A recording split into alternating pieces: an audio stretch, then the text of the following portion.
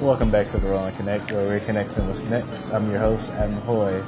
Today I have with me Miss Olivia. What's your last name, by the way? I'm special. I have two. Morgan Snyder. Wait, Morgan what? Snyder. Morgan Snyder? Oh, yes. Snyder. I was adopted, so it doesn't even get to be hyphenated. It's just Morgan Snyder.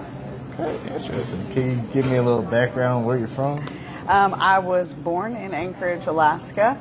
My adoptive parents, my dad worked for the FAA, so we were kind of like military brats. We moved around a lot.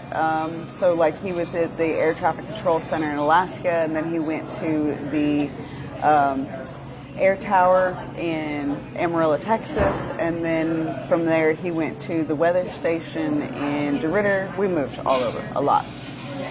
And I was homeschooled, so like all of our field trips, like we went to Washington, D.C., to the Tomb of the Unknown Soldier, and so on and so forth. The Tomb of the Unknown Soldier? Yeah. The Tomb of the Unknown Soldier? I've never heard of that before. Really? Okay, so basically it's for anybody... Okay. I think I'm right in remembering this. I was 6 when I went. The Tomb of the Unknown Soldier is for representing those who have been lost and we don't know who they are or where, their helicopter went down and they were obliterated or something like that. Yeah. Yeah. Okay. Yes. So since you were homeschooled, how did that transition when you went to college, like social skills? Well, so I've had people tell me I'm one of the dumbest smart people that they've ever met because I'm smarts. Really book smart, but yeah, being raised Mennonite, I just didn't, I was not prepared to cope with the world. I got you. I made a brief foray into high school when I was 16 because Mennonite stopped at the 8th grade, right? And so I was homeschooled until 7th grade when I started attending Mennonite school. And then I just did 7th and 8th. And when I went to high school, I was like, I really stood out. I had hair that I could sit on, and I was just very prim and proper. Of course, I didn't use any curse words. I had a very, very good vocabulary. I didn't use words like very, very twice in a row. And I enjoyed using words that describe it. Kids didn't like it. They thought I was snobby and stuck up, and I just didn't have any social skills, and my only friends were books. Well, you're from a different world than them, so... Oh, yeah. I can relate that to a little degree, and even with the kids that I teach now, I understand, those different worlds because I interacted with people from those different branches of life. Right. From high to low places. Yeah. It's one of my students asked me, it's who all do you know? When you say that, it was I know someone who's a doctor, and I know someone who used to do criminal activities. Right. Branches of it's a gamut. Yeah. But how did you decide on coming into the nursing field? Well, so when I was a kid, when my sister and I were adopted, I was the quiet, well-behaved one, and she was the sore thumb that stuck out, right? And the sore thumb that sticks out is, the one that gets all the attention, right? The squeaky wheel gets the grease.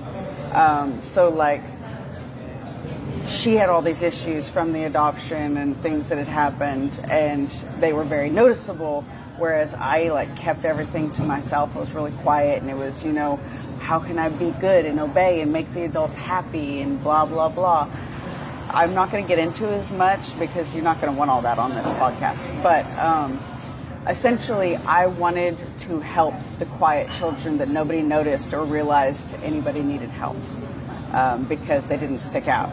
And so I wanted to be a social worker, but my biological mom told me, that's a really hard field to break into, to actually do any good. I don't feel like you're going to be as satisfied there as you think you are. Why don't you go on to be a nurse? Everybody needs to be a nurse. And service is my love language. I like taking care of people. I like helping people. And nursing's a really good way to do that. Ultimately, the medical field is not what I would describe as healthcare.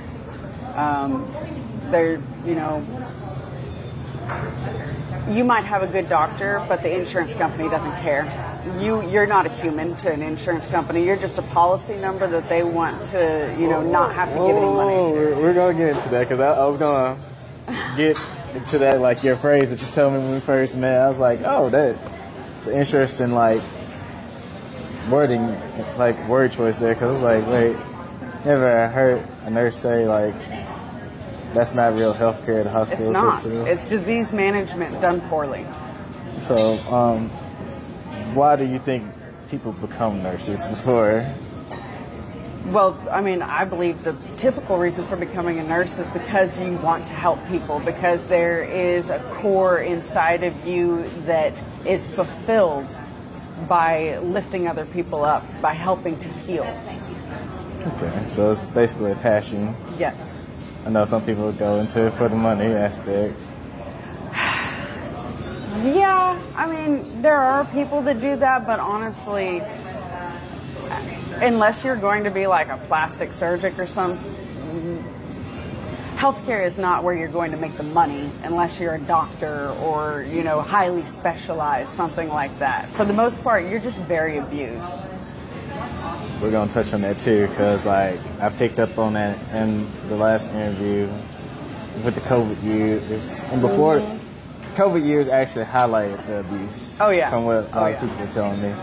But I feel like, because I had the mindset of living within your means and try not to be involved with income creep. You know what that is? Income creep, no, but I could, piece it together? Yeah.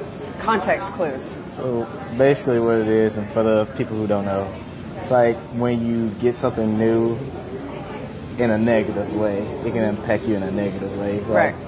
You're basically keeping up with the Johnsons, essentially.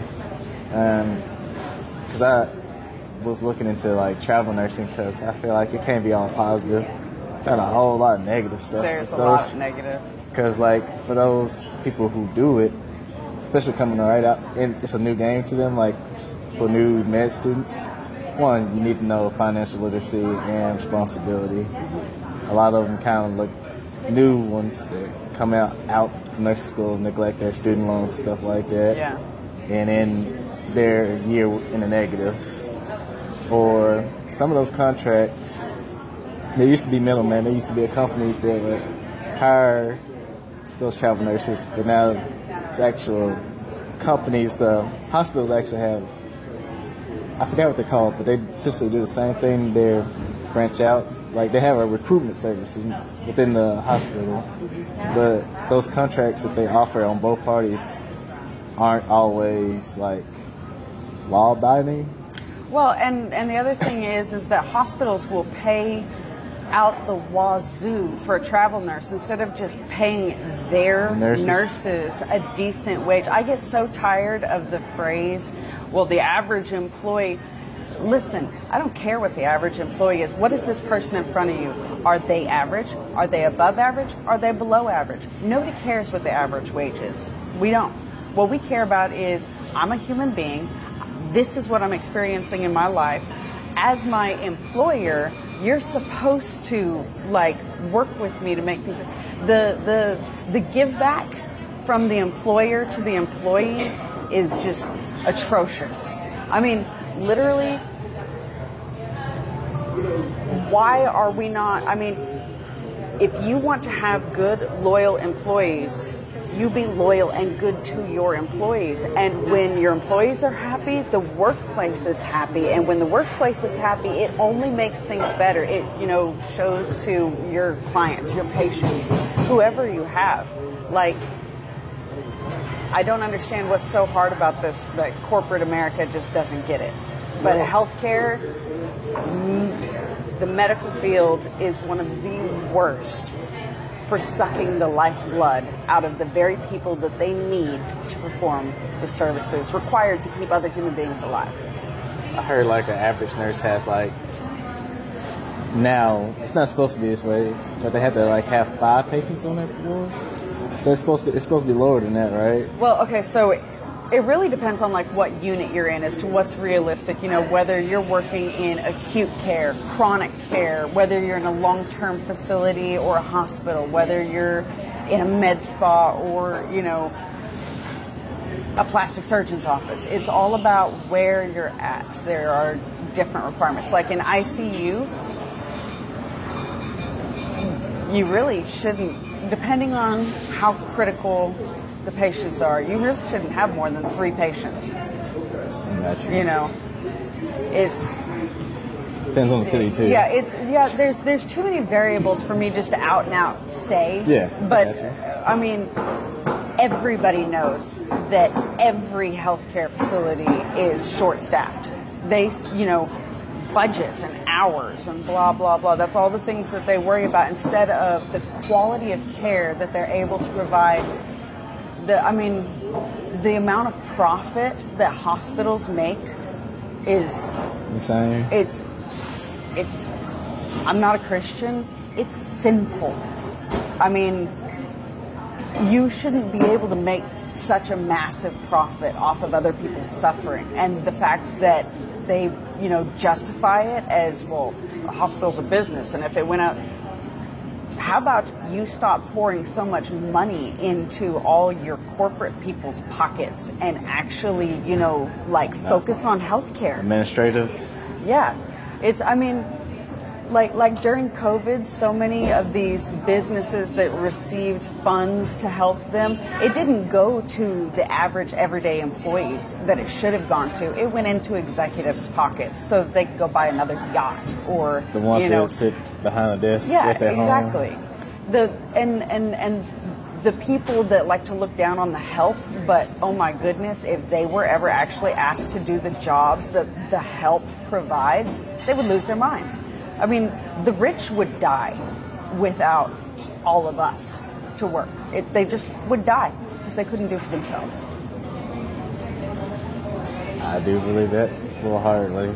And let me remind you, I will go down so many bunny trails because I'm just so anti-establishment. No, you're fine. I'm about to say, like, I'll notice when there's a shift in conversation. We're still on the same subject. We're talking about, like, the business aspects of nursing, and what I was kind of interested in is, like, so I reached out to someone on Snapchat about, like, the budget cuts, because she was talking about how they won't get rid of certain things that basically objects, but they're quick to get rid of nurses. Ooh, oh yeah, absolutely, like absolutely. Basketball, this facility had a basketball court, or a half basketball court, or whatever.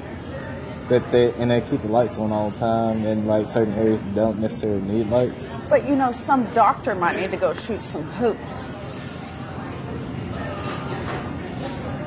Relieve stress. It could be a patient. No, probably You ain't not. gonna see a patient in a doctor's space. Oh my goodness. Could you imagine how violated they would feel if somebody that they actually had to take care of was in their luxurious space? Not all doctors are like that. Not all. I got you. But I mean, there's just such a profusion of entitlement. Yeah, I have heard like stories of those types of doctors. My friend kind of like, he didn't get the right treatment, and he was in the hospital. He basically ripped his private area. I don't know how he did it. I forgot, but the dude basically didn't care about him at all. Did he have a hernia, or did you? I mean, you can't. Never mind. You can't, and it doesn't matter. You can't tell me anything. The thing is, nursing is supposed to be about providing more than just health care. Like, you are connecting with a person, and you don't get to do that anymore. Like, you that's a practice they told you not to. Like, I heard a lot of people say you're supposed to be numb. I got in trouble because I was working at a long-term care facility, and I worked on the Medicaid hall. I was the med nurse. We had a chart nurse and a med nurse, right? And so like from 7 a.m. to 11 p.m., I passed pills all day. You know, by the time I finished one loop, it was time to start the next. Well, there was this older gay gentleman there. And, I mean, other people were nice to his face and stuff, but they talked behind his back all the time, right?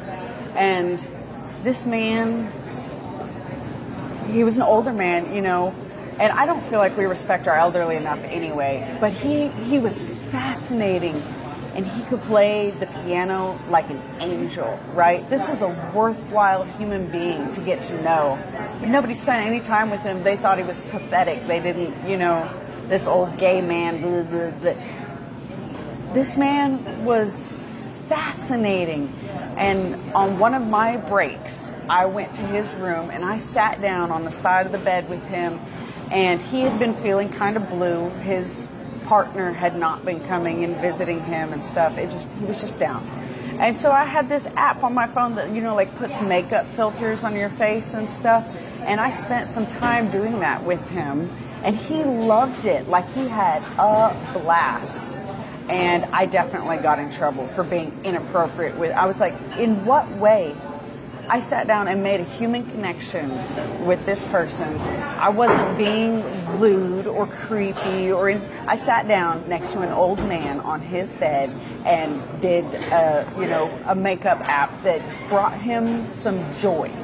I'll say, based on other stories I heard, that's more of a pleasant experience. Yeah, because it's usually the other way around, where they're like, ground humping the air. Yeah, stuff like that. Now to be fair, like, I worked, my first nursing job was in a geriatric psych ward, and that's where I got my, you know, first permanent injury when I was young and stuff, you know. But it's, you know, for the most part, actual nursing is so validating because you do get to make a difference in people's lives. But you don't, I mean, I think Florence Nightingale would turn in her grave to see what nursing has become, because you don't have that connection anymore. It's, you know, shove these pills down your throat. I got to get to the next person. Yeah, you, blah, blah, blah, I ain't got time for you. You know, how dare somebody push this call light, blah, blah, blah, blah. You know, you have so many nurses that are so stressed out. And not just nurses, you have CNAs, you have doctors, everybody. It runs the whole gamut. The people that actually do care get so burnt out trying to make a difference and do some good that it ends up just making bitter people. And nursing and teaching are two careers that if you are burnt out, you need to get out. You know, regardless of whether, yes, you spent money getting this degree and this career, but you can do so much damage. She can be like a phoenix, you know, burn out then resurrect. You can, but I mean, it's like for example, they don't let cops stay in vice or homicide or something more than 5 years, or sexual crimes, whatever, because the trauma, the horror, the things. When I was in my clinical rotations, I held a young man's skull together while they did chest compressions on him, and I felt the bones in his skull just grinding. It was agonal breathing. He couldn't be saved, but you have to enact life-saving measures. Yeah, and I mean, I had to stop and think. I mean, like, I had nightmares. The sounds of but you don't get that time to do it. You have to. Yeah, I didn't react then, but you know, it was later still there, that your night, subconscious. But I mean, this was a young man that had crossed a center line and had a head-on collision with a semi, and it didn't work out well for him. That should have been dead on. So he wasn't dead on impact? He was dead, but he had, so it's what's called agonal breathing, where the accessory muscles in the ribs and stuff are sitting there going. He was dead. Basically, like how when you cut a head of a snake off? But we had to administer life-saving because the body was making an effort.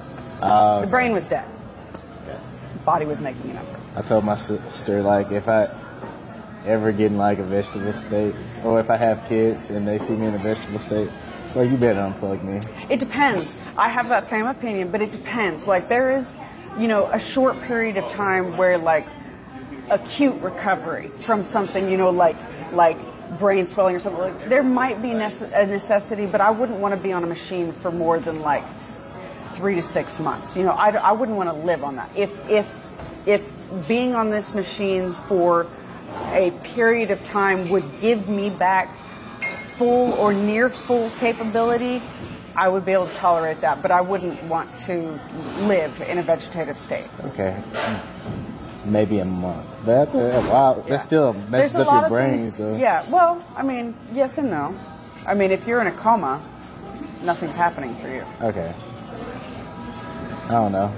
I don't want to wake up like, hey, you owe me $1 million. Right. That's the worst. Right. But there's so many extenuating factors. I mean, it's really hard to nail it. You have to spend time thinking about what would you be okay with? What can you tolerate? Do you want life-saving measures? Do you want life-saving measures in certain situations? What do you want your outcome to be? Would you be willing to live as an amputee? There's so many things that you have to think about and that we just don't think about. Things that we should, like if you're going to nursing school, I think that there should be testing that helps you find out what aspect of nursing you would be most suited to. A lot of people don't know, some people were born to be in pediatric care. I would not be able to handle seeing sick, injured children. God forbid somebody brought in a child abuse case. I would not be able to cope with that. I would step outside of my position, and so I've never put myself in a situation because I know I would defend a child no matter what, And you're very limited. Like, you are, of course, my brain's not... See, this is the lack of coffee. There's a word, a mandated report. Yeah, I'm about to say you're a mandate. Because I had to sign it too, because I'm a teacher. But there are extenuating circumstances, right? Because you may want to say something, but you actually can't. Yeah. You have to call in, and then it's a very slow process. I think they actually made it slower here in this area. Like, we actually have to just report to one person. Like, we have to go, that way it's not on us, basically. Yeah. We have to go to a counselor. Yeah. And they have to submit the report. We can't do I'm going to have to recheck on that, because I looked at it and I was like, this sounds stupid, but at the same time, I guess. But back to it sounds like your experience with nursing was filled with like physical and mental abuse. So what was the day or that moment that you was like, I'm done, I'm out of here? It was after that interaction with that old man and a couple of the things that occurred in that particular nursing home. And honestly, nursing homes are some of the worst things. I hate that we take our old people and we just shuffle them away and forget about them. And so many of them are. Like, oh, I go visit Grammy, blah, blah, blah. So many people just get put in a nursing home and left there. They don't get loved. They don't get touched. I mean, you don't think about, on a day-to-day basis, you're doing something and somebody reaches out, oh, how are you doing? That casual touch. So many old people don't get touched. It's, failure to thrive happens from it because we are humans. We are herd animals. We need contact, even if we're grumpy and codgery. Because that's what I'm going to be when I grow up. I'm going to be a grumpy old codger. Apparently, I was grumpy when I was working in retail. I was like a supervisor. Oh, come on. What retail isn't grumpy? Well, one of the ladies actually said something like, because she was older than me, but I was her boss, essentially. It's like, how often do your parents tell you they love you? Or how often have you been hugged? I'm like... It matters. I thought about that. I was like, Jesus. But it matters. I mean, one of the things that I think we should do in this country is I think that we should combine orphanages and old folks' home because, obviously you would have to measure cognitive ability and stuff like that, but I mean, you give an old person a baby to hold or a toddler to rock and snuggle, or I mean, old people and little kids sit there and just talk together, you know, it's great. It's stimulating for their brain. It can actually help dementia patients with the normalcy of their life. And of course, in so many of the children's cases, you know, whether they're orphaned or fostered or abused, I mean, children need bonding to have a good life to start. You know, there needs to be love. There needs to be not just love, there needs to be unconditional love and acceptance. Like, we're so judgy towards kids, right? Like, what's this whole concept of if you take a test in school and you fail it, oh, I guess you failed. I mean, aren't we going to school to learn? Yeah, they're getting better about that, though. At least the kids are getting better. Like, that's part of the reason why our educational system is failing, in my opinion, because some kids are like not even going to college anymore. Like, it's actually decreased because of how competitive it is and how a lot of people see some degrees not worth going into, like the loan and debt. Yeah. And they go to like the workforce. Like, half of my seniors this year are already, they've been working since like during their time I known them. I started working at 14. I know, but they're making more than me. That's what, like. Oh, well, yeah. I mean, that's what I was but like. Times change, and the world's crazy right now. It really is. But honestly, I mean, we set our kids up to fail. You know, there's so much stuff that they are sent out into the world not having the slightest clue how to do. I mean, explain to me why driver's ed isn't part of high school. Doesn't make money. But I say. But why does everything have to make money? You know what it would do? Turn out better, less hazardous drivers. And isn't that better for everybody? Not that attitude is not at you. I am so I'm so tired of the but I can't make a profit off of it. From a business standpoint, I was like, if we lower the amount of cars incidents, then that means you won't have as much people come to a hospital. I was just thinking but that's not a bad thing. I know. It's like, look, America's lack of preventative care, we don't do anything to teach anybody about what they can do for themselves. Or that, you know, dental care is so unaffordable. That's like the number one disease entry. I mean, actually, your skin is the number one barrier, but the mouth is like the number one entry for disease into the body. So much stuff happens, and we don't give proper dental care. We don't make it affordable. We don't teach people. I mean, that's behind closed doors conversations that people above my pay grade have. They cause these little things not to happen. Like like even the Republican Party, they had like a meeting. I was reading an article about it because climate change is a thing. And then they can't argue against it anymore. And so one person asked, like, what are you guys going to do about it? I laughed because I looked at the response. We're going to plant 3 trillion trees. I was like, first off, how are you going to do that? You know, like, are you going to do that like manpower and no machines are going to cause more pollution? Right. Or are you going to, it's kind of like the electronic car that requires the diesel generator to come out and start it up when it's broken down on the highway. Yeah, so it's like, I don't think it's going to be as effective. Now, don't get me wrong, that's not just our country. There's other countries that, like, need to jump on board with that. But I'm like, there's some people that are so damn greedy. There's like, I'm going to take everything with me. Yeah. And some people think they own the damn planet, so I'm kind of concerned about that. You know, I just don't understand why billionaires exist. There's simply no need. There just is no need. Not one. Every billionaire in the world could walk in here and give me all their, and I would look at them and say, you're wrong. You're wrong. You don't need that much money. I mean, what happened to the village mindset where everybody worked? And I'm not talking about like communism or socialism or blah, blah, blah. I'm talking about where people actually work together for the greater good because it makes everybody's lives better instead of, oh, but I need to end up on top of this heap, you know, Talking about instead the of community versus a kingdom. yeah. I mean, people love to talk about equality, right? How about we actually do equality? How about you're human, I'm a human, you deserve access to healthcare and education and a roof over your home. And I mean, I get so tired of the, well, if we planted fruit trees along the streets, then homeless people would steal them. They're there to be eaten and harvested. They're like, what?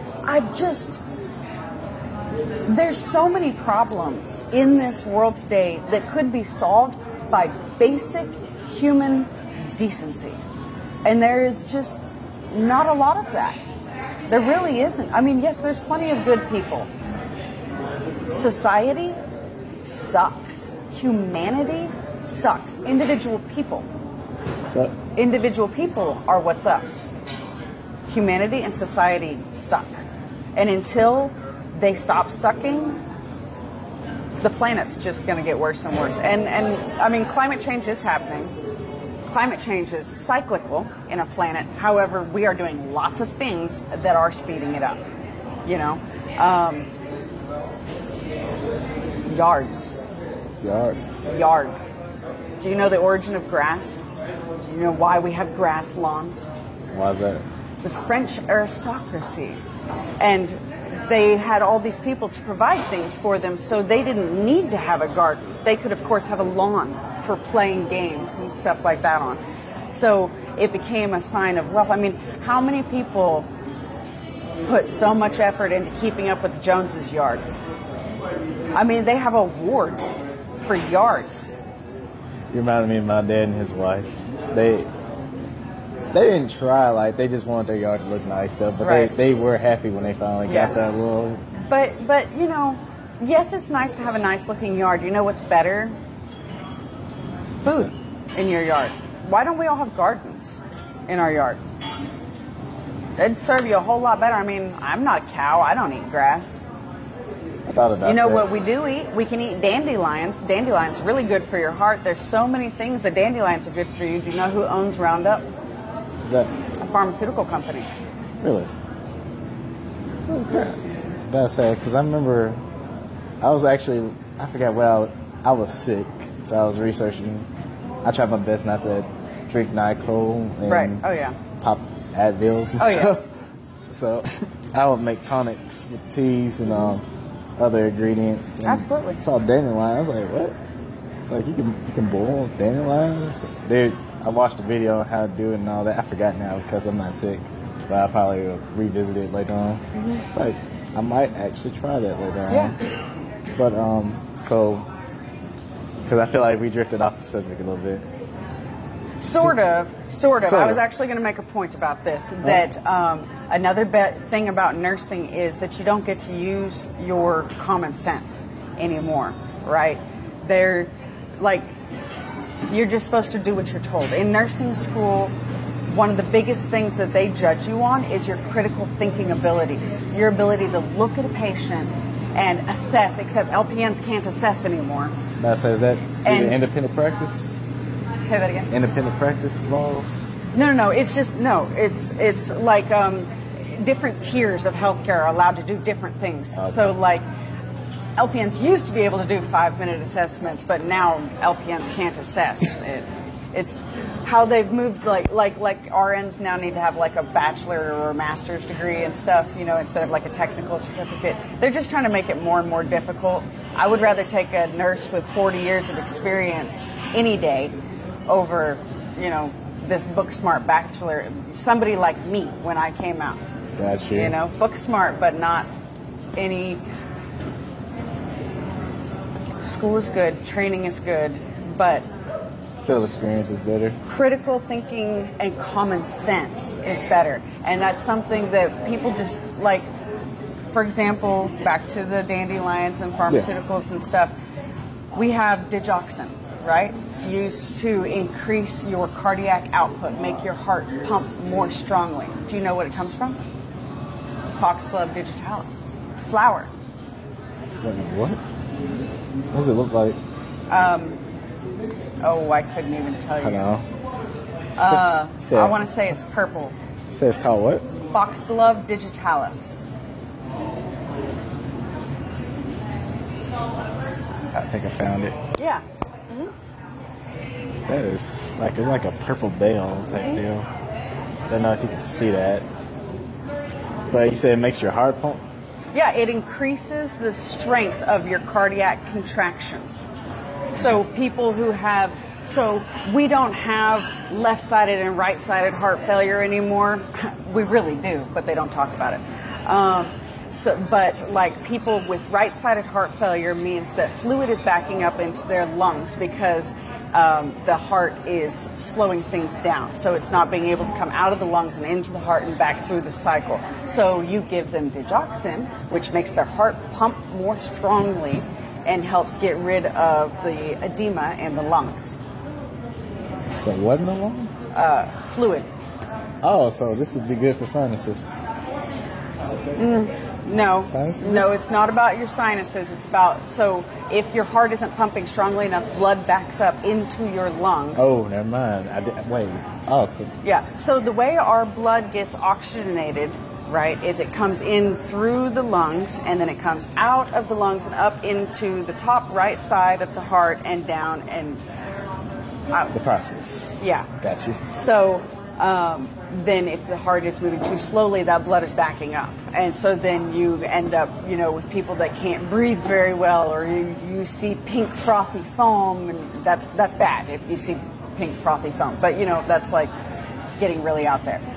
However, my point is saying there's a flower that does this for you that doesn't have all the fillers and other crap. And I mean, yes, of course, we don't have the knowledge ourselves to properly titrate that flower, but we used to, because we used to have apothecaries. We used to actually use plants like dandelions to do things for us. But pharmaceutical companies want to come in, and I'm just going to tell you, I'm going to stay away from the COVID vaccine and that black hole of illegal activity that pharmaceutical companies did there, along with the government. Yeah. But Rimadyl. Have you ever heard of a drug called Rimadyl? No. Anti-inflammatory. Wonderful. No side effects. Fabulous for the human body. It's only used for dogs and cats now. You want to know why? Well, Because the patent ran out and it's now worth pennies and they just can't make the money off of it. So it doesn't matter that it's a highly effective anti-inflammatory that doesn't cause side effects, long-term or short-term, to the human body. Pharmaceutical companies can't make money off of it. a dog. Man, I knew the medical field had shady practices already. So many shady practices. Well, how did you get into this venture to restore hyper and wellness? So I was actually a client of Restore's long before I started working there, when Wesley still owned it. And I went for the IV hydration because Mom and I used to walk 10 to 15 miles every single day. And this is when I was working as the med nurse at the nursing home. So I worked Saturdays and Sundays from 7 a.m. to 11 p.m. I worked those 32 hours, got paid 40. And then I had the rest of the week to myself. I did 40 hours worth of work in 2 days, and the rest of the week to myself. So I got to go do a lot of walking, and I had a lot of freedom. I really enjoyed that. Also, if I picked up any shift during the week, it was overtime. Good money. Nice. So I needed a lot of hydration because my one true addiction is coffee. I'll never give it up. And we all know that the Go-Go Bean juice does not hydrate you. But it has water in it.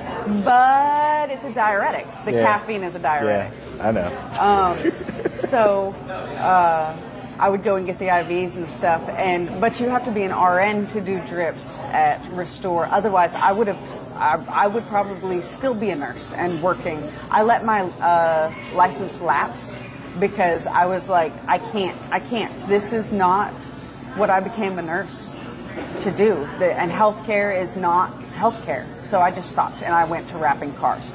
But then, I was like, I really miss it. And I looked into, getting my nursing license, back reactivated, blah, blah, blah.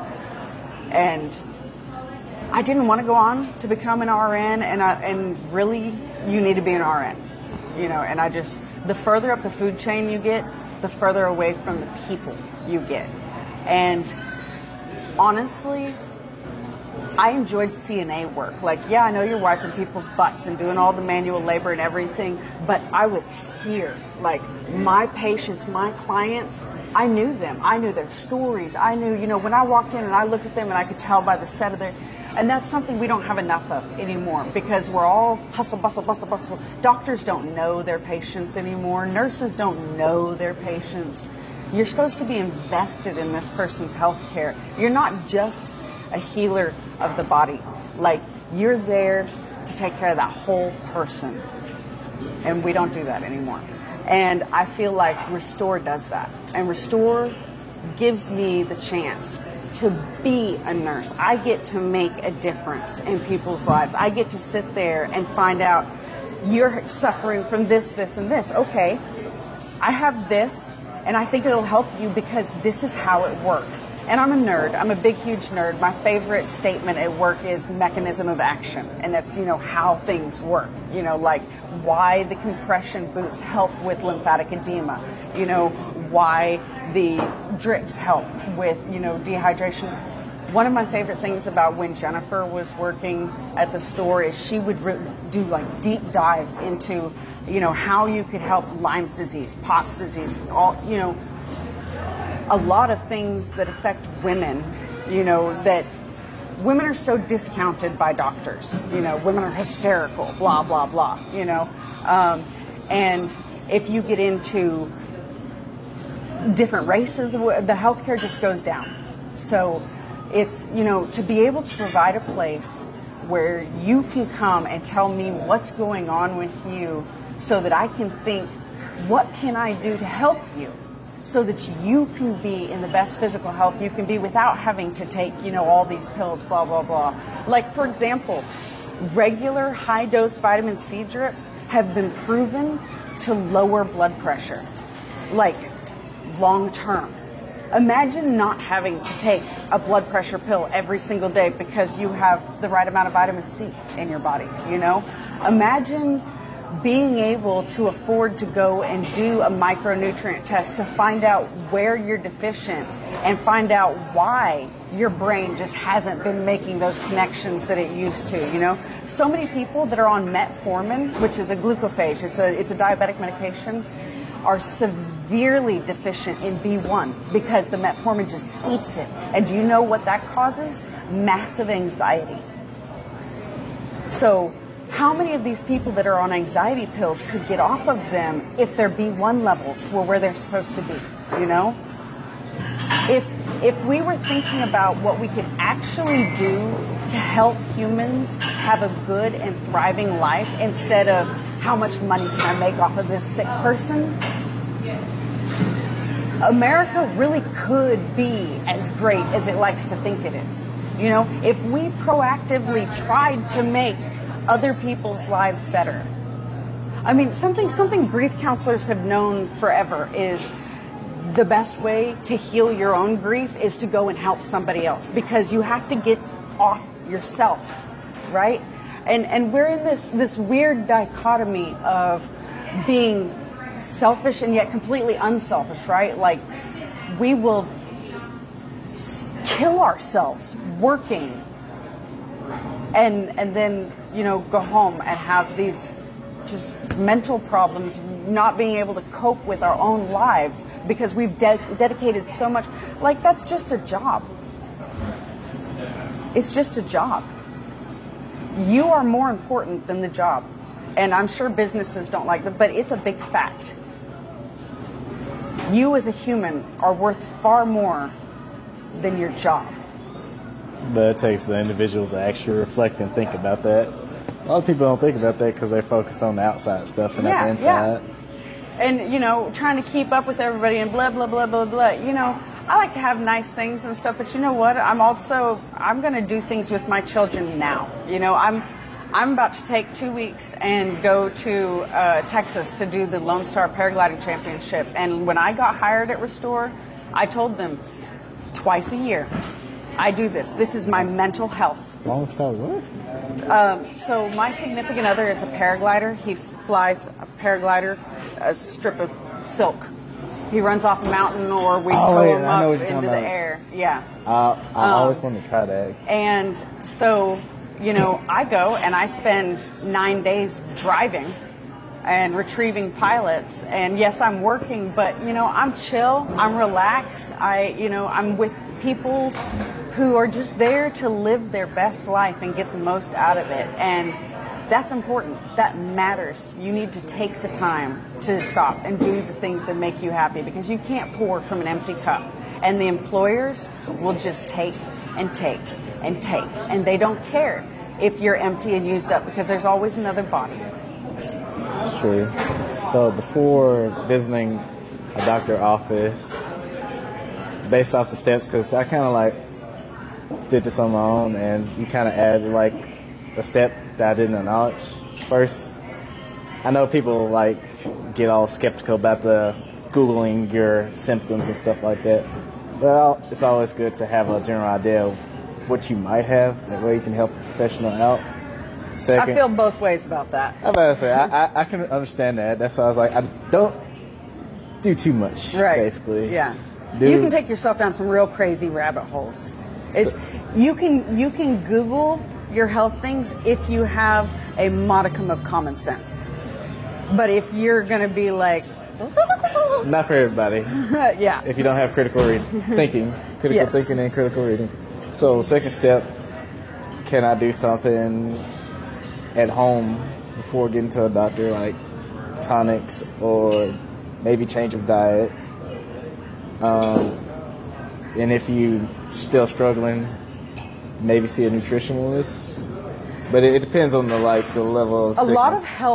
A lot of health has to do with your gut, and Americans do not take care of their guts for diddly. I mean, we put so much garbage in our bodies. It's and I'm as guilty as anybody. I buy my Starbucks 4 times a week, and I certainly don't need it.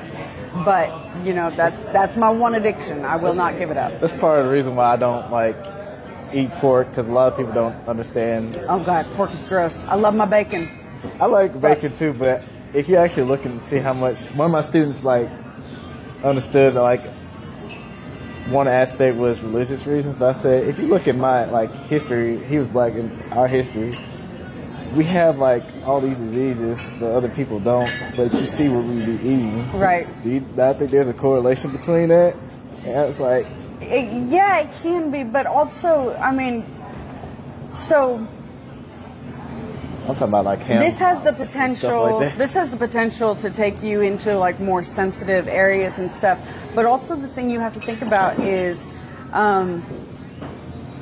the microfauna that live in your gut would not be the same as the microfauna that lives in a Chinese person's gut in China, or someone in Russia, because the soil has different microbes and things. So the food grown there, so that's when you go to different places, that's why you get sick when you eat their food and stuff, is because your body is not able to handle their micro food. I mean, we have a whole nother ecosystem in our guts. I mean, it's humans don't understand how huge of a role their gut plays in their body. They really don't. I studied about one cookbook that actually talks about the different foods and stuff, like resetting your gut and gut health. I also had recipes, of course, but I actually went to explaining all the nutritional benefits. I'm very cheap, so I only use it for a few recipes, because some of that stuff...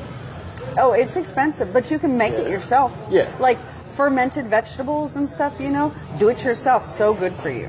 Yeah, I didn't know how good it was until I actually saw the research behind it and the benefits from doing it. I was like, God, I kind of want to give this a try, but I'm one of those weird people who like to eat vegetables plain. I love veggies. So I'm a huge carnivore, but I'm also a rabbit. You're also a rabbit, so do you do the ranching and stuff with your salad? Oh man, I'll just sit down and eat a whole cucumber or a See, stalk of celery my or a students bag thought I of was weird for that. I was carrots. like, okay, I'm not the only person that does that. No, It's like, man, one of my favorite snacks growing up was ants on a log. what? It's on a log. Celery, peanut butter, raisins. Oh my god. I gotta try it now. So tasty. Love it. And such a good, like, high energy snack. Also, celery is the toothbrush of the colon. Cleans you. Oh wait, I do remember this because I was like, I thought something was wrong with my colon. Another reason that we have so many gut problems is our guts don't move fast enough, right? So beets are disgusting. They're so good for you, but they're disgusting. Sorry. But beets are a really good way to time your digestive tract and see how long food sits in your gut, because diverticulitis, that's caused by slow motility. Your gut's not moving. Yeah. So, and diverticulitis is little holes in your, well, they're little pouches where like seeds and stuff can get caught. Things get caught, and of course they get inflamed because, you know, it's like having a zit in your gut, you know. Gross. Yeah, it is gross. But I mean, we're so sedentary. I mean, and we eat foods that our body just doesn't break down. I mean, I will never give up my steak. I love my steak. Beef is so hard to digest. I mean, you know, it takes a long time for the body to break down the collagen fibers and stuff like that. I will not stop eating meat. So, where they're making artificial meat, but Ew. Okay, first of all, I don't even eat farm fish, farm salmon. I'm Alaskan. I will admit that I am a seafood snob. Do not try to feed me some farmed and dyed salmon. Oh, how gross those are. Like, Yeah. the actual environment that those are brought in. It's disgusting. A lot of what humans do for commercial food processes is disgusting. Don't even get me started on the pink foam or McDonald's chicken nuggets. That's basically what you meant by the pink foam. No, I was talking about Taco Bell pink foam. Oh, you should look that one up. That sounds really gross. I showed my students in Memphis how chicken nuggets were made. They was like, I'm gonna still eat it. I'm like, I showed my children how chicken nuggets are made, and they still. There's a lot of things I won't eat because I worked in a butcher shop. I'm more likely to willingly eat wild game than things that came out of a store and stuff. you eat bear? I have eaten bear. It's a little greasy. I prefer deer, moose, caribou, elk. Does it actually have like different tastes depending on the environment? It does, but also, like when people talk about, oh, it's gamey, that's because you didn't know what you were doing and you didn't kill that animal quickly enough and it flooded its body with adrenaline. Like, if you knew what you were doing, one shot, one kill, take it down, it's not going to have that. Also, make sure you know what you're doing when you are cutting the animal up and disemboweling it. You know, I'm not going to get into all that. You people don't need to know about that. But aim for the heart. I guess I don't. I haven't hunted. I want to try it though. But anyway, so back to Restore. Yes, I told you. No, it's fine. It's fine. I like doing rants. But I know I experienced. This is also the person that helped me out with my back because I run a lot and I used to do powerlifting. Now I'm doing bodybuilding because I see the damage it had on my midsection of my back. And she diagnosed me within like maybe 2 to 3 minutes. Was it? Is that right? Pretty quick. And I was like, and then I did the yoga, but then I was like, okay, I want to speed this up. So I incorporated, I dropped all the weight down. And I do back raises real slow with 5 pounds in my hand, and both hands. And when I make it all the way to the top, while focusing on that midsection, I do a spread. Right. Slow. It hurts like hell, but I could actually feel that muscle being built back up. Absolutely. And I'm like, I really want to just work on my back because that's the main muscle that we use a lot. Yeah. compared to my abs and my hamstrings are too big. You got to think about all the support muscles, though. Yeah. Yeah. That's why I feel like my cousin, he's been lifting it for a while. He tells me if you're not, I hate him sometimes because he looks at my phone so much that he knows when something's off. He's like, yeah, you're not doing it right. Right. He's like, you should be able to feel it right here, like triceps. Yeah. You should be able to feel it. He does this weird thing. Like he does it this way, then he says, all right, flip your wrist. I forgot I know I was working out a different muscle because I could feel it, but I was like, yeah. How do you know all this stuff? And I was like, yeah, forget it. But I know one service I did try with your group was try two, and I can recommend both. The cryo chamber. That's the first thing. Absolutely. Whole body and the local. That experience was very pleasant until it got to my knees. Only reason, somebody told me they'd done it several times. Like, one, I was kind of stiff, and I didn't bend my knees. You're supposed to bend them a little bit. Apparently, don't lock out your knees because you will feel it. And you said you're burning a lot of calories, too. Yeah, you burn between 500 to 800 calories in a single session. And you're not actually burning them while you're in the tube. So what we call the main level of your body is homeostasis, right? That's where you're running at. So bringing your body back to homeostasis is burning the calories because you're warming yourself back up. So what cryo is doing, so first of all, it was invented for rheumatoid arthritis and other autoimmune and invisible pain disorders. To help treat the inflammation that happens around the joints and the pain that happens there. But what the physiological response is, your body is being put into a survival state, fight or flight. Your adrenal function is kicking up, which is increasing your metabolic function. Your brain is releasing dopamine to alter your perception of pain. It's increasing collagen and elastin production, which is not only responsible for the tautness and elasticity of our skin, but it also helps with our joint health. The most common lie you will hear is that you cannot replace cartilage. You know, cartilage just doesn't grow, except your ears and your nose never stop growing, and they're cartilage. Oh, okay. I bought into that lie. That's kind of why I stopped running when I got to college. All you have to do is provide your body with, and that's the thing that I'm talking about being able to do the testing and see where you're deficient, right? We have so many people that have anemia now, whereas our ancestors didn't have that problem. You know why? Because they cooked in cast iron skillets. You know, yeah. There's so many things that, you know, we did before, and like we got away with eating a lot of the southern foods, you know, that we think about because people worked. You know, they were out digging in their gardens, in their fields. They were walking places. They were hauling things. We live in such a state of ease and yet stress, right? Life is such a dichotomy right now because it really is. Things have never been easier, yet in some respects they've never been harder.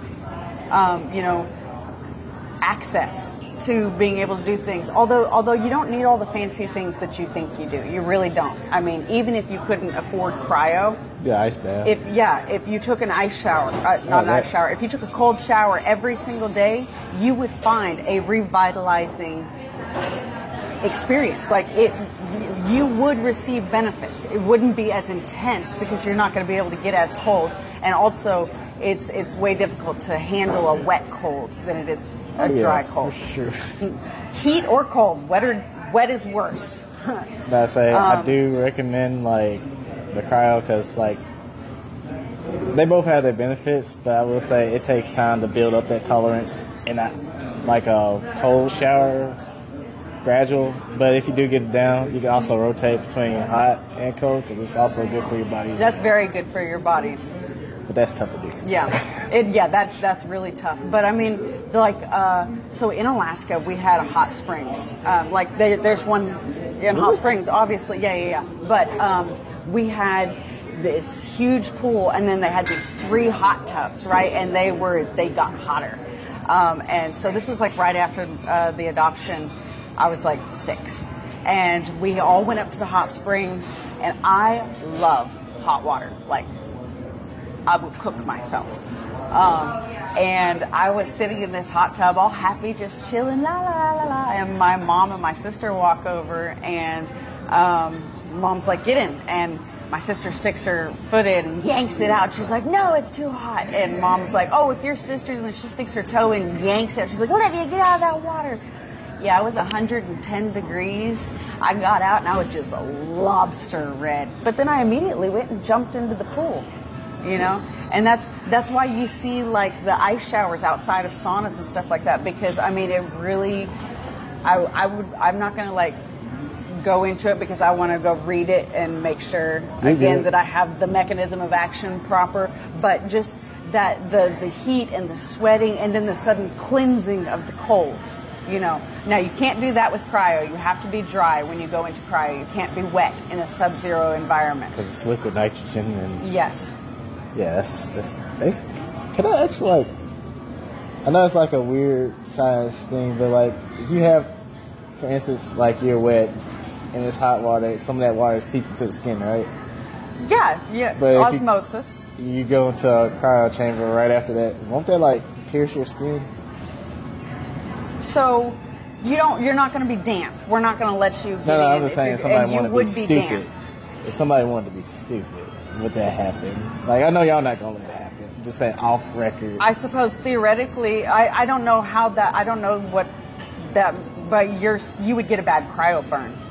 That's what this called. Okay. Yeah. Gotcha. So, and the easiest way to describe a cryo burn is, it's not easy to describe to a Southerner, right? Any Alaskan would know what I meant if I told them a wind burn, you know, or ice burn. But y'all don't get that down here. Fire, it's like a sunburn, but with cold, you know. Okay, so like you have an ice pad on for too long and it starts to... Yeah, but more intense than that. It's not. I mean, it's not more intense than that. Yeah, because it's. I mean, well, I mean, I don't. It will look like a sunburn or a bad bruise. So it's gonna ache. It's like, yeah, it's gonna hurt. It'll peel. It'll blister, depending on how bad it gets. Like gotcha. I mean, we're very safe about what we do because you can do a lot of damage. I mean. Sub-zero environment, right? We're literally putting your body into a survival state, right? And you can't talk to them. They will take you out of the chamber. Oh, yeah. You are in complete control. You want to stop, you say stop. And so, like, my most common question to ask people is, have you ever stuck your bare skin into snow? If they have, it's very easy then for me to proceed with nothing more intense than that. But if they're like, no, I'm like, you ever like grabbed and held onto an ice cube or, you know, stuck an ice cube? You remember when how old are you? 28. You're 28. You may not. Okay. When I was a kid, kids did this dumb thing that they would put salt on their arm and then rub an ice cube over it. They burned themselves. I think, nah, not me, but I know somebody like my older cousins, they know people did that. Yeah, I didn't do it because I'm not into inflicting pain on myself. But I mean, you know, it was like along the, you know, premise of how tough can you be, how long, but you can do massive damage to yourself. I mean, you have to know what you're doing, and that's why, you know, we stay with you the whole time you're there. You're only allowed to go 3 minutes. People are like, oh, I know some athletes go 5 minutes. Great, not here. They don't. You know, saying that's an athlete. Yeah, and I mean, people don't think about how much faster an athlete's metabolism is, how much hotter they run, you know? Yeah, so, that's what, like, that's probably why I didn't cool all the, like, I didn't get as low as I was supposed to because I do have an athlete body. Well, and men, so women get colder than men because women's circulatory systems are more towards the core of their body for reproductive, whereas men's is more towards their musculature for muscles. Gotcha. All right. That's why we always put our cold feet on y'all. When you do get out, because obviously you're going to be cold, but that process when your body heats up, it feels very refreshing. Oh, yeah. And you feel awake. Yes. You're like, whew, ready to go. Now, the thing I did try out, which was the H-Spot, that's kind of scary. But let me explain why. So when I got in there, y'all explained the things and stuff like that. I didn't know what I knew what popping your ears meant, but at the same time, right? Because I could do it instinctively, like I can actually make my ears pop. Yeah. Yeah, you can flex the tympanic membrane. Yeah, but at the same time, I was like, I don't do well. I can do tight spaces, and I could do loud noises, but both at the same time. I did not think about that until like once y'all zip me in there. I almost had an anxiety attack. I called like immediately just to say, hey, does it? I was just checking to see if the phone worked. I know that part, like no, that's okay. Yeah, probably looking absolutely. Like what? I actually got in it because I have conditional claustrophobia. I'm only claustrophobic if I can't move, right? So like when I had to do that MRI the other day after I got in the car wreck, I had a really hard time with that. But the H-Spot, once it's inflated, I actually did a Facebook Live from inside of it. I was able to sit up crisscross applesauce with my head just slightly tilted. You know, so I was like, oh, I'm okay. I can move around inside this thing. That and the windows at both ends help, but it is very loud. But once it only is like 5 minutes, so, and it's not too small. Like you do have room, like she said. But once about 5 minutes pass and it pressurizes, the sound kind of goes away. It just sounds like a vacuum. Yeah. When it's not like. It probably sounds like what they hear in the background right now.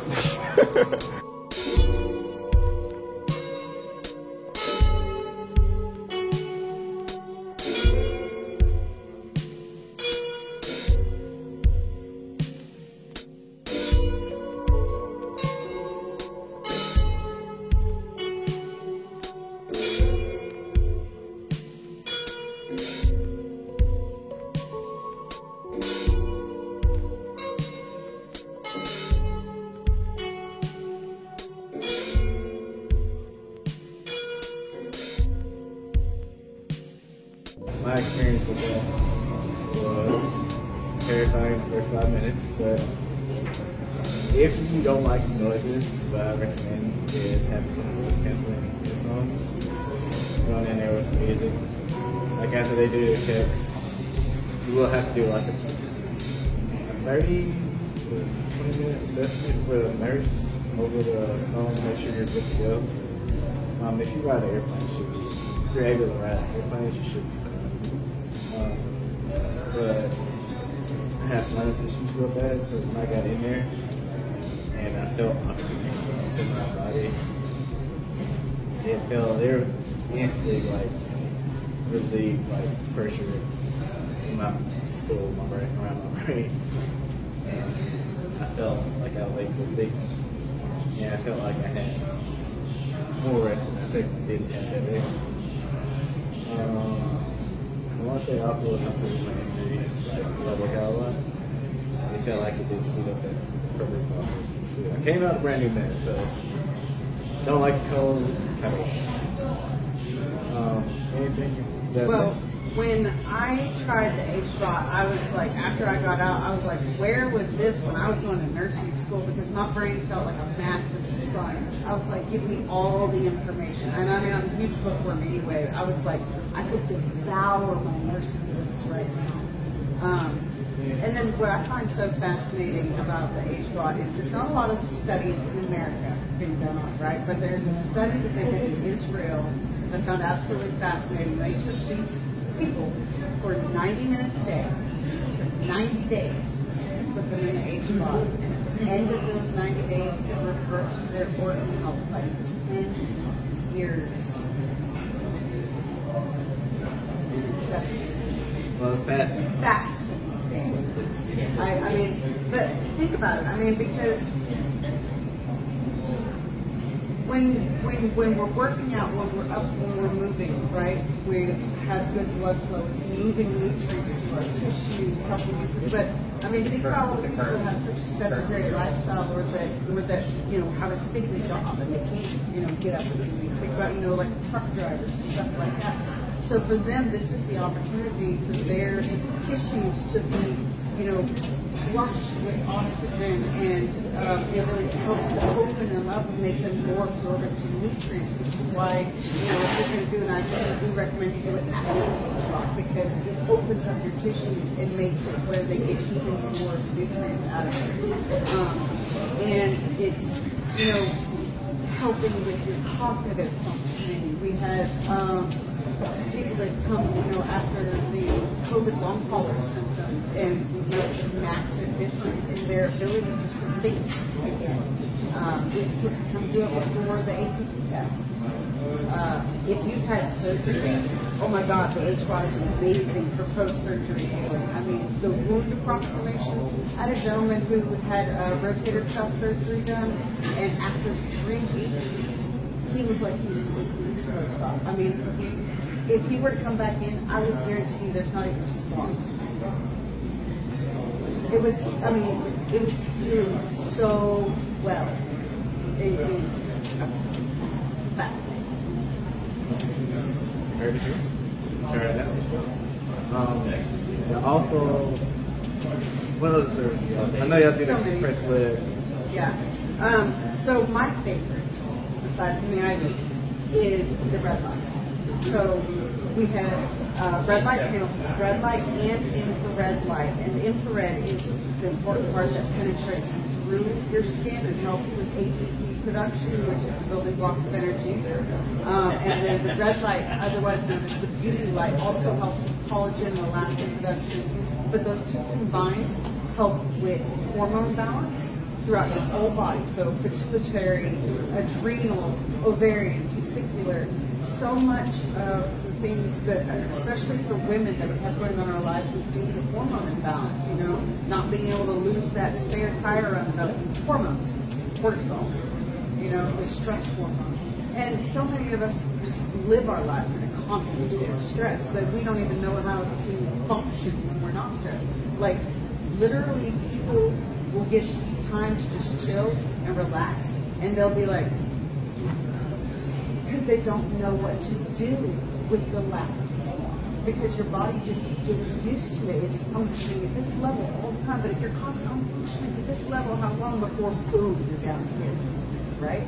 So the red light helps with seasonal affective disorders, from lack of sunlight. It helps with your sleep. It helps you it increases your perfusion. So like if you're going to go do a workout and you want to maximize your workout, you come to the red light before your workout, because it's already perfused your muscles with blood. So you have oxygen more readily available to your tissues, and more nutrients because you have more blood there. It increases the thickness and endurance of your muscles. You red light prior to a workout. All right, so teachers, be sure to check out. I might have to make sure. I haven't done it yet, because it's weird part. I don't know. It is, but you get used to it. Like, it takes about a minute, and it goes from being a vibrant red to more of like a dull orange. Now, obviously, you're never going to stare directly into the diodes. However, they are good for your eyes. It increases the vitamin A absorption in your eyes, which helps prevent retinal disorders such as macular degeneration. So you can actually look into them. Well, you're not going to look into them, but when you're like looking around the room and stuff, because you're close to the panel, so you're getting the benefit from it. Yeah. But no, you're not going to stare. There is no light that you will ever stare into, unless, there may be something I'm not aware of, but as far as I know of, the human eye was not made to stare into any light. Talk about the IV already, Hydration. because that's what you. Yes, and it's not just about the hydration. So another thing, back to the gut health, right? Even the very best digestive system maxes out in like 35% absorption, right? So if you're eating all this food, you're only going to get max 35% of the nutrients from it. That's just, our bodies just aren't that efficient at taking out what they need for it. So when you do things through an IV or an intramuscular injection, it's not having to be filtered through your digestive tract and all that. It is 100% bioavailable to your body. It's already there to use it instead of your body trying to pull it out with a little cylinder in your.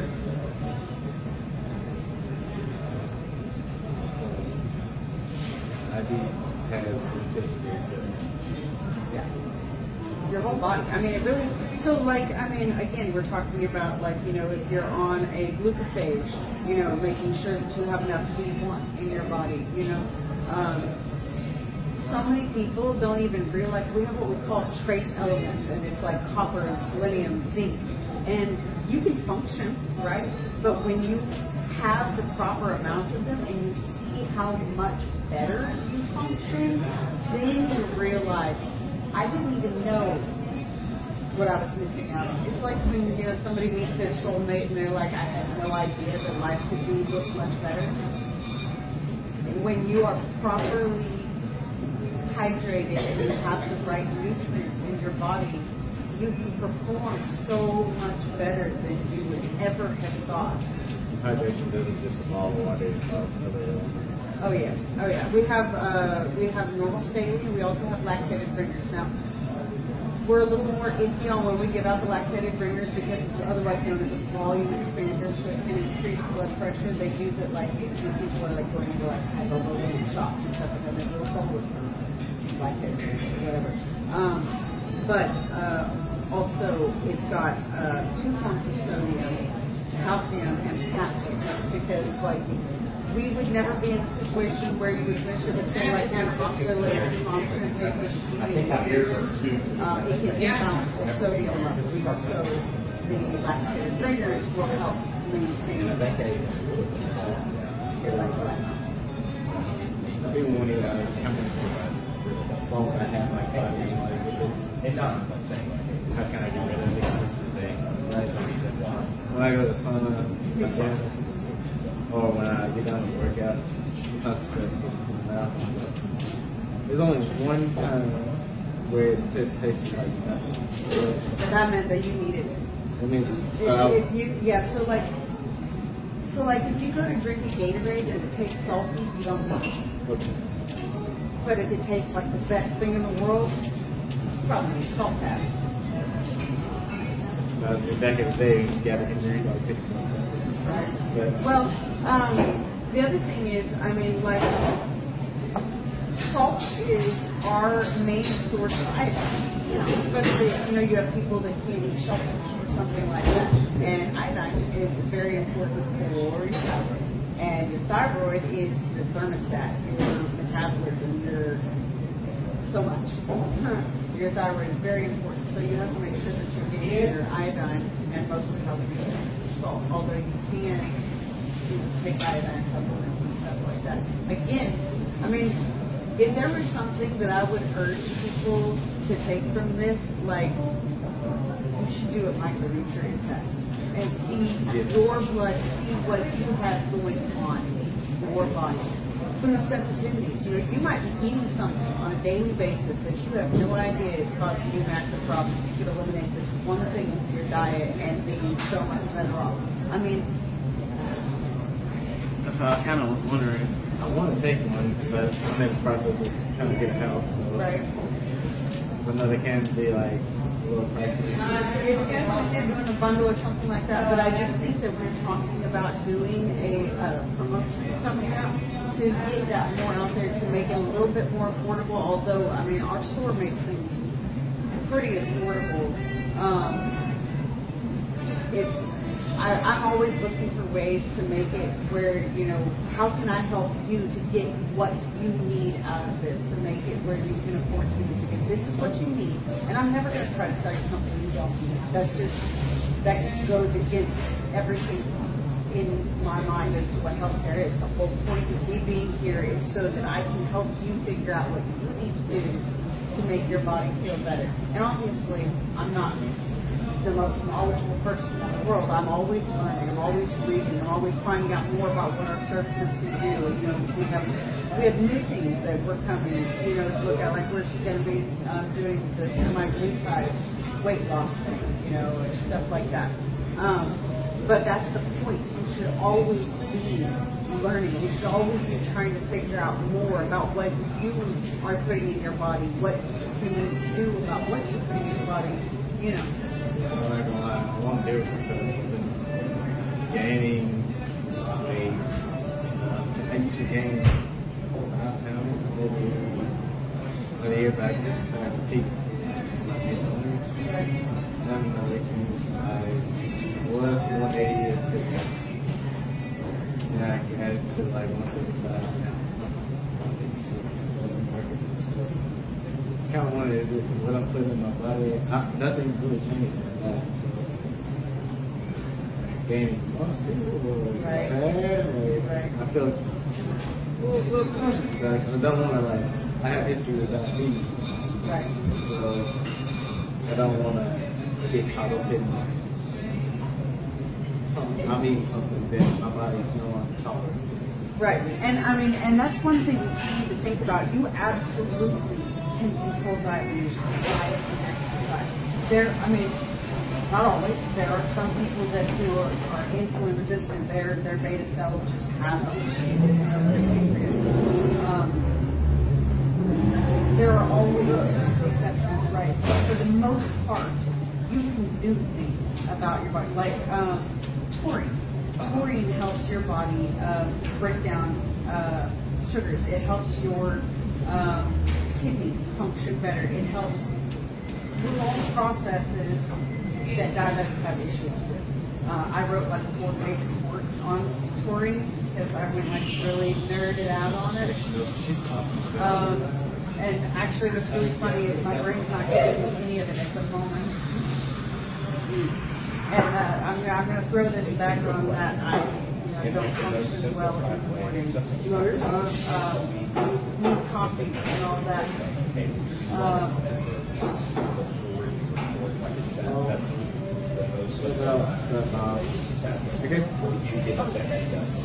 Another really important thing that people don't get enough of, especially in America, magnesium. So, magnesium helps lower your blood pressure, reduce stress in your life. It also is very important for your smooth muscle control. So, like your cardiac muscle, your gut muscle. And then you poop. That, yes, absolutely, absolutely. I mean, people think about milk with mag all the time, right? But it has so many functions in your body. And so many Americans. I was actually doing a comparison. I had this app on my phone called Erica. It's a little carrot. I do too. If I get somewhere, I try not to shop when I'm hungry, but when I do, I feel like I take a different. Yeah. And so I was going in there. I didn't know how bad crime police were. Didn't know how bad Gatorade was. I did scan Powerade. But I was about liquid ID was pretty good, so I scanned it. Right. So I came across this one. It's not sponsored, but BioFuel. Actually, pretty good. It had magnesium, and it's like, and I thought about it. I was like, I know this has a lot of benefits besides, you know, obviously like health. Black stuff and black stuff. I was like, why is it this drink and stuff like that? But I was like, well, if it scored high, I'll get it good. So I was thirsty and didn't want to drink water. So that's probably So actually, they're really hard to find. I don't come across them very often, but I found these waters. They're called, the brand is Sonic or whatever, but not like Sonic. But it's like Sonic Neuro, and so they have bliss, they have sleep, they have energy. It's water with neurotransmitters that cause your brain to release what you need, whether you're needing to de-stress, that's the bliss, whether you're needing to sleep, or whether you're needing energy. It actually works with your brain chemistry itself. What's it called? I think it's called Sonic Neuro. and they're really hard to find. But they taste really good. The blood milk is amazing. Let me see if I can find it. Oh, I have seen it. Yes, yeah, that. I love that. Neurosonic, that's it, yeah. You found the Sam's Club, I think. Really? I didn't see. I'll have to look again because I love those. I mean, I don't drink energy drinks because also because my heart will be up. This stuff was phenomenal. I swear I saw the Sam's Target, but I kind of want to like because you're in wellness now, and I feel like a lot of people get scared coming to the wellness because there's so many. You are very new, but there's a lot of disingenuous people in those areas. Like you have your social media influencers trying to sell a drink like Prime, which is opposite to that. Like if you look it up, it really doesn't hydrate you. Right. That's so. Honestly, you can't have an agenda if you're trying to help people in health. You can't have an agenda. You're just there to help. I provide a platform and my knowledge to, you come here, tell me what you have going on with you. I will give you my best recommendation about, and if there's something like I told you, a large portion of what you need to do is stretch it. And that's the case with a lot of people. I mean, so many people, that and be aware of the fact that men have hormonal cycles as well, which is not something that people ever think wrong about. She's not wrong, I say. Yes. I mean, I might go red one day. Depends on like where I'm at in my life. But as a person that's not a healthcare professional, I can say dudes do have moments where they might, especially if it's stress, where there's an imbalance, because that's why like there's encouragement of like don't have things going because it actually helps reset your cycle. I know it's weird, cycle, whatever you want to call it, but it reduces your mind. But people like there's that judgment right there in your head, right? You said cycle, and you start to think about like female things, right? Everybody, life is a cycle. Yeah. Everything has cycles. Well, I feel like when we're gonna skip past this. It's a stigmatized subject. Well, I'm worried about one of my students might bump across this thing. Right, Like, I hear you. so what were you trying to talk about there? Like, another time. We graduate not talking about it. But do you feel like you get people that come in seek perfection? Perfection? No. Yeah. What is perfection? Like, or kind of achieve like a Wait, do people come to me trying to? Yeah. Yeah, I mean, yeah, although usually those people are looking at like, the slimming and toning and stuff like that. And usually, fortunately, most of the people coming into the store are there because they want help to be better. There are some people that are about the, I saw a black woman come in there. I was like, yo, she's jacked. I don't know. She I think I competed. know who you're talking about, and wow, she is phenomenal. I could never, the dedication that she has. But something I'm also going to say about weightlifters, and something I don't understand, as I know that, y'all do your thing, it's just in direct opposition to your health. Oh yeah, absolutely. That's why I was telling one of my students when I was in the gym, but I switched to kind of look into bodybuilding. Sometimes I make some turns, but basically I'm focusing on this muscle development. Right. Or I do want a six-pack, Why? abs, but society standards. But anyway, but at the same time, I'm okay with my own skin to a degree. I mean, I feel like some people find me more attractive because I don't have that, the American physique, Right. like where you have shredded abs and stuff like that. Because Snuggle with a slab of muscle. Those things. and sometimes like those guys be on juice. I feel like it's more common now that somebody's on testosterone cycle or taking. Yeah, well, also, so here's the other thing, right? Think about, or guys, I mean, all the soy and everything and all the antibiotics that we're pumping into our food is highly feminizing. Men's testosterone levels are so much lower today than they used to be. And I don't, it doesn't have anything to do with femininity or anything like that. It's just that, yeah, it's about the food that we're doing, and we're pumping all these, and it's feminizing products into the food because what we want, bigger chicken breasts, right? Yeah. So, I mean, of course, we're going to have more resurgence of gynecomastia, which is male breasts, because, I mean, we're literally doing it to ourselves. Well, I'm just hoping that we get like the handmade to us. No, it actually be the opposite. It could be a similar situation with the dudes don't have any more like fertility. Right. To get Well, okay, no, I'm not going to go there. That's it. Yeah. I mean, I have a lot to say, but I'll not say it in a professional. You're fine about that. Opinion. I already got to put explicit on this anyway. Oh, have I? I don't think so. I've tried very, very intently not to. I'm used to controlling myself around my Mennonite pants, so like I have a little switch in my brain that's like no cursing.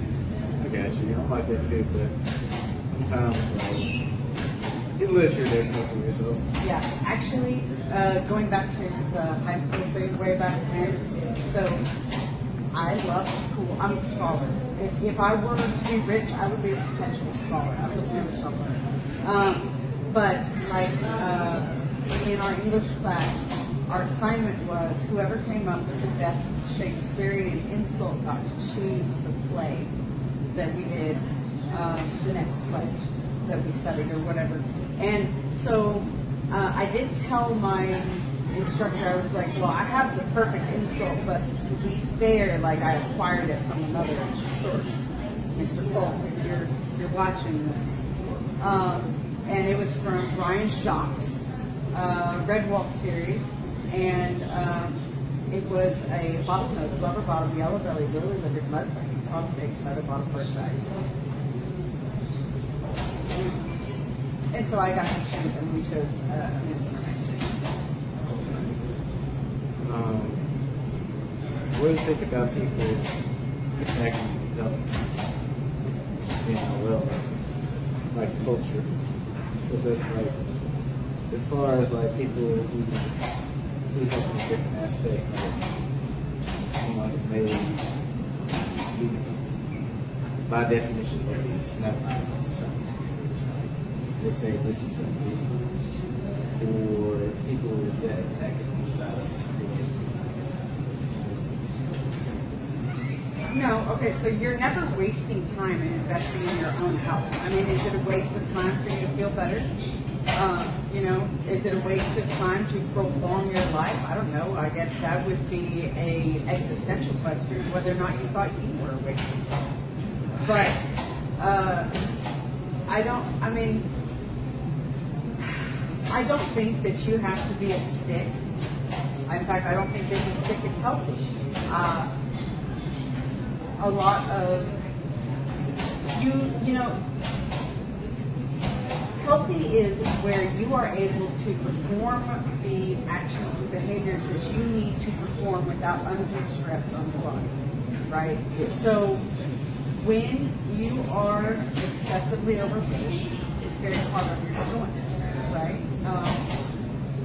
A lot of overweight people are actually very strong. Because think about all the mass that you're carrying around, right? So, assuming that there aren't other health reasons, like a thyroid condition or something like that, that's preventing you, it's not. I'm sorry, it's not that hard to lose weight if you're willing to put in the effort. Now, if there are actual health circumstances, and that's something that does just get tossed aside, oh, you're fat. House had a really good episode about a girl that had a tiny tumor on her pituitary that was causing her to be overweight. And everybody was just like, oh, you're fat, blah, blah, exercise, diet. And really, it was a tumor on the pituitary, which is responsible for growth and weight and all that.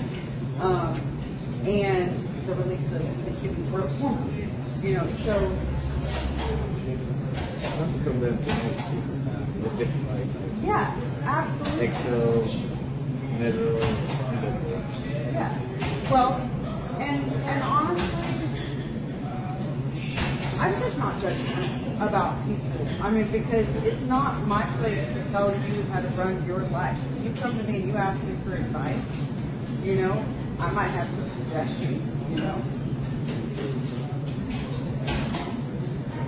Smoking cigarettes is, not something that, I'm going to advocate, but there are certain times when, there are certain health conditions that smoking a cigarette actually reduces symptoms. Yeah. But then again, you're looking at the same sort of thing that a pharmaceutical company does, which you have a symptom, I have a pill for that. That pill gives you symptoms, I have a pill for that. My psychology teacher college, he actually told Thomas Edison about he just revealed his personal information that he smokes.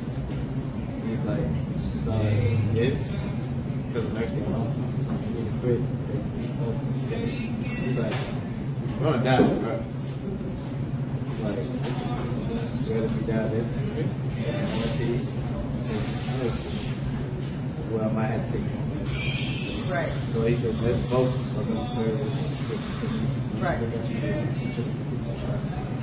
Well, and again, I just wish that we provided more people with the knowledge that they actually need to make educated. And I can't stand when people, only cite like one story. It would be like only listening exclusively to Fox News and thinking that that's the entire world. You're wrong. You should gather information from as many sources as possible and then make an educated decision, right? Same thing with healthcare stuff. There's all these different facts and law and things that you can do, right? And you have to find what works for you, right? And what you're willing to do, So I was like, I got to that point in my life where I was like, well, I kind of got like somewhere between athletic body and a dead body. I think a dead body, I have to put more to go. It is what it is. Like, that You qualify as dad body yet. well, my thing is, I really want to focus on. I feel like if you do that to the extreme, like look at the body that much, you are addicted to person. And I don't want to attract something. So, like, I understand it's essential to get the chemistry going, but at the same time, They can be. once you like actually know your physique and like actually look at me, so I'm okay with that. It doesn't mean I'm not going to try to strive. Right.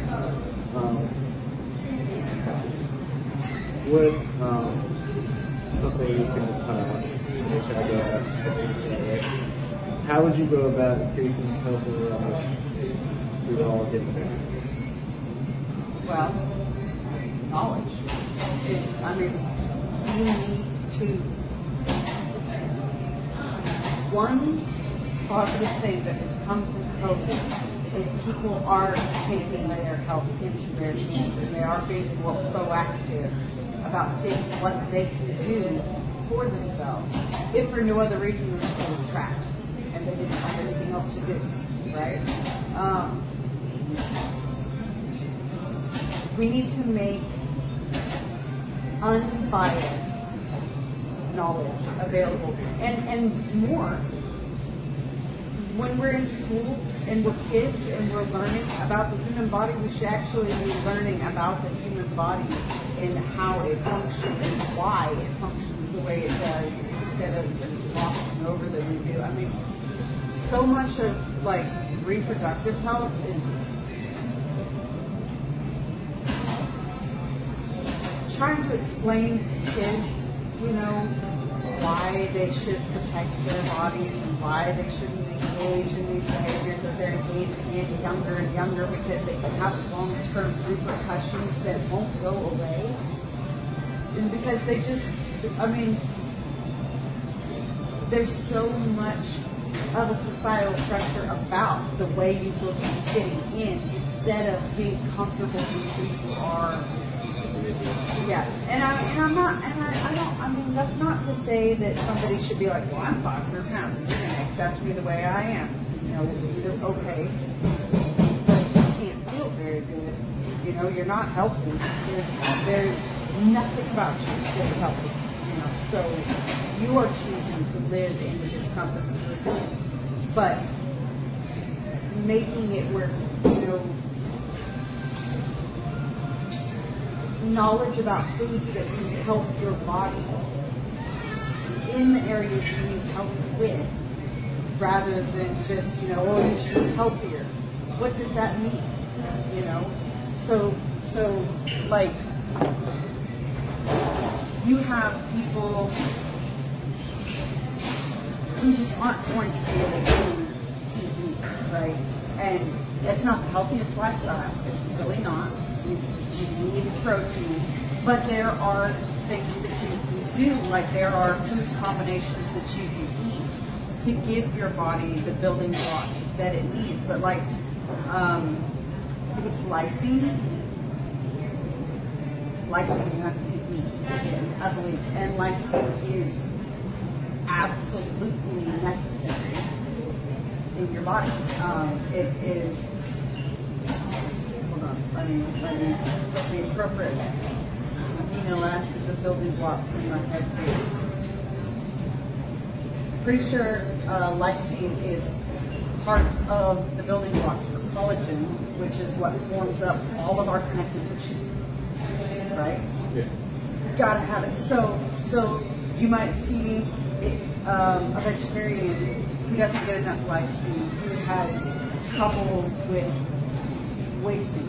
Their muscles wasting, right? Because maybe they exert themselves too much and they simply don't have the proteins needed to build back the muscles. Or like diabetics have so much sugar in their body that food healing is not effective. You know, that's why feet are at such a risk, right? Because you get wounds and stuff on the bottom of your feet you don't notice, and then the high sugar prevents the wound from healing, and then it gets gangrenous, and then you end up getting into your foot, right? You know, you have to know your own body in order to be able to actually work on your own health and wellness. So we need to give people the ability to learn and know their own bodies without, you know, just go to the doctor. I feel like this, you got to do that first. It's up to the individual, right? Yes, but if we started a culture of that where it just became customary that you had to learn nutritional information in school, just like I was talking, I don't think I was talking to you, but no, it wasn't, about that, you know, driving education should be mandatory in school.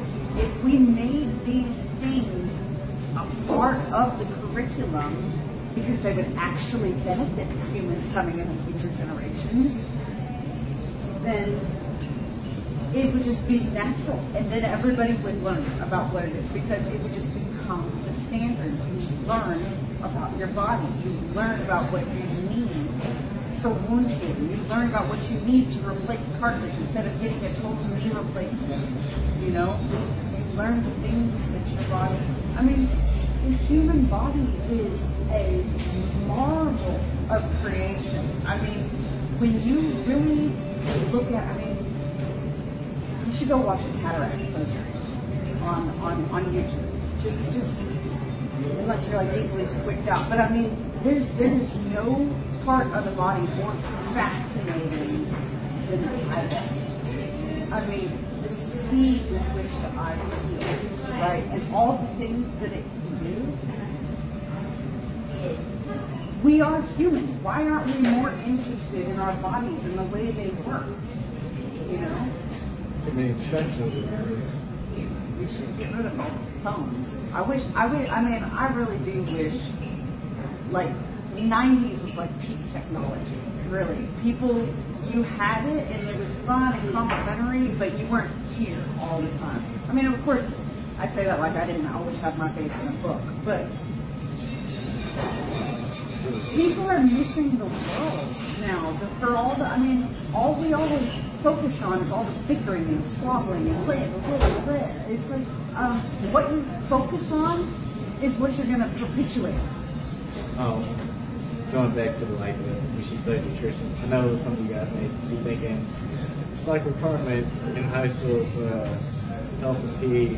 I'll be honest with you, don't call anything in there that went for that depth. It's like meat, vegetables, this does this. The books probably have a lot of information in it, but the way it's being taught is should probably be like a year course instead of half a semester. That's typically what it is. One half PE, the other half health. And let's be honest, some of those teachers that teach health is usually a coach, an athletic director. You're probably going to be watching a movie. So, not saying that's the case all the time, but I remember a lot of movies in the 6 months I was in high school. A lot of those TVs wheeled in. okay, I do remember we had TVs when I was like real little, like Just make me feel old. my bad. Wrapping up, what advice would you give someone who wants to be a part of the health and business? Set goals for yourself, because before you can go anywhere, you got to know where you're going. So, what do you want? Once you know what you want, you can then begin setting out clear, concise steps to get there. Well, you heard it first. And don't expect it to happen overnight. It takes work. Like you have to, you're not going to learn a language in, a week, unless you're like an eidetic memory, But I mean, like it takes time. For example, the red light. I stopped taking migraine medications, anti-inflammatory stuff like that because I did the red light every day that I worked, 5 days a week, for a month. At the end of that month is when I noticed, hey, I'm not having headaches. Hey, my skin looks better. Hey, I'm actually getting some sleep, which for me is a big deal. I'm an insomniac. I'm nocturnal. I just don't sleep at night. In case you couldn't tell, I got no sleep last night at all. But, I mean, I got you. And this was Olivia, part of the Health and Wellness Coach. She used to be a nurse. Now, obviously, she works at the store, Health and Wellness. You want to come check her out? She's in the Pleasant Ridge Shopping Center on Cantrell, 11525 Cantrell Road, Suite 605. Come on down. We're right next to the Giant Bike Store. all right. So, now it's up to you as the audience decide to connect or disconnect. Whatever you do, just make sure you keep it rolling. Until next time.